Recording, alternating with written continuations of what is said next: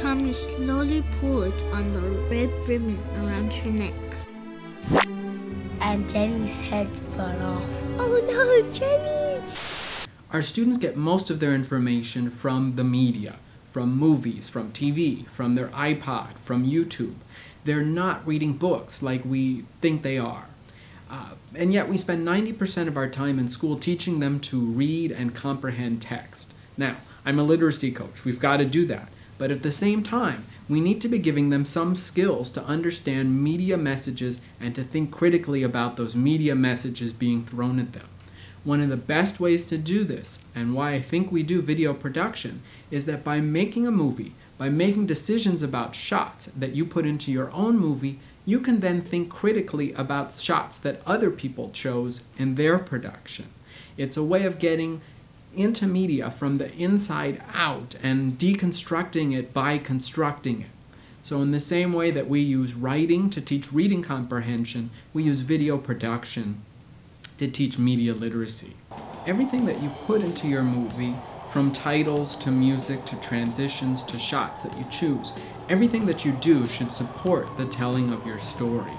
And so even in movies where I have used still images, every pan, every zoom is in there to support the telling of the story. It's not arbitrarily done by the computer. I set those by hand. So for example, in this scene, where the girl is isolated and she's being made fun of by her peers, the camera zooms in to show that isolation, to show how alone she is. They just wouldn't leave her alone. Ravenclaw! Ravenclaw! She got rabbits and got crows! Ravenclaw! It must have been really being different.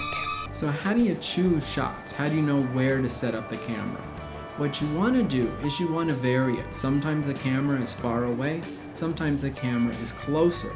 Now you don't mix that up randomly, you put the camera where it makes the most sense for your story. If you need to see what's going on all around, then the camera's going to be further back. If you want to be intimate and up close, like maybe this shot, then you move the camera closer.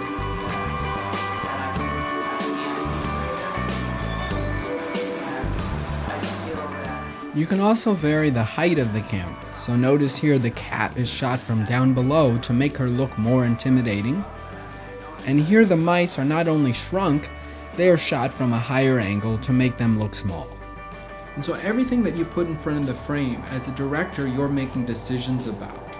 Now, it doesn't mean that the audience is going to understand the decisions that you made, and I'm speaking from experience here, but you do need to be making those decisions as the author of that movie. We call the way that you reveal the story to your audience exposition. And exposition in movies, to be done well, should not just be dialogue, although it could be, and it should not be an inner title like a silent movie that just tells you what it is. Some of the best examples of exposition that I know of in the movies are, for example, in the movie Midnight Cowboy, when the character that Jon Voight plays, Joe Buck, is traveling from where he lives to New York. On the bus ride over, through flashbacks, you get a whole backstory to Joe Buck without the director ever saying, here is Joe Buck's backstory, and this is what happened to him as a child. Make your old grandma proud. You're going to be the best looking cowboy in the whole parade. You'll be the best looking one there.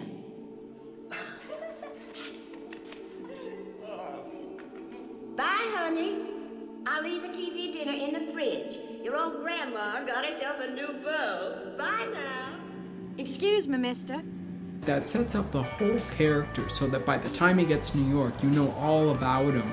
Sloppy exposition is where they would say, hey, when I was a kid, blah, blah, blah happened and blah, blah, blah happened. So think about how you can reveal things interestingly to your audience. So we've talked about setting up shots to contribute to the meaning of your story, but what about setting up shots just to be aesthetically pleasing? That's important as well. One of the best and most known ways of doing this is the rule of thirds. The rule of thirds is a guide that splits your screen into thirds both horizontally and vertically. When you're setting up your shot, you want to have the subject of your shot at the intersecting lines on the grid. Now, I don't suggest going out and measuring with the ruler before you take any footage. However, what you can take away from the rule of thirds is this. You want to consider the whole frame and make sure that interesting stuff is going on in all of it. Also note that unless you have a reason to do it, placing your subject dead center in the middle of the frame is often the least interesting way to shoot them. Putting them even a little bit off center usually makes for a much more intriguing shot. I like to illustrate this in my own classroom by using age-appropriate material.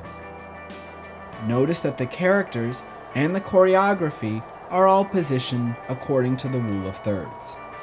We don't want to teach video production or video podcasting and completely ignore 100 years of movie history that have led up to this moment.